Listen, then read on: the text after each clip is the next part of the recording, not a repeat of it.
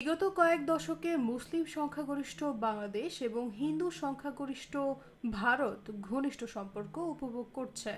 কিন্তু এবছরের শুরুতেই সম্পর্কে টানাপোড়েন শুরু হয়। সরকারি চাকরিতে কোটার বিরুদ্ধে যে শান্তিপূর্ণ ছাত্র বিক্ষোভ শুরু হয়েছিল তা বাংলাদেশের কর্তৃত্ববাদী প্রধানমন্ত্রী শেখ হাসিনাকে ক্ষমতাচ্যুত করার জন্য দেশব্যাপী আন্দোলনে পরিণত হয়। এই প্রতিবাদকে বিশ্বের প্রথম জেনারেল জেড বিপ্লব হিসেবে বর্ণনা করা হয়েছে, যার ফলস্বরূপ হাসিনা একটি হেলিকপ্টারে চড়ে দেশ ছেড়ে পালিয়ে যান এবং দিল্লিতে আশ্রয় নেন।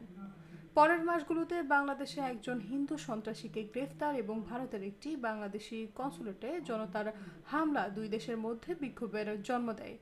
এখন দক্ষিণ এশিয়ার এই দুই দেশের মধ্যে সম্পর্কের অবনতি হয়েছে, বেড়েছে ধর্মীয় উত্তেজনা। সাম্প্রতিক মাসগুলোতে বাংলাদেশ ভারত সম্পর্কের অবস্থা তুলে ধরে এবিসি নিউজের করা এক প্রতিবেদনে এসব কথা বলা হয়।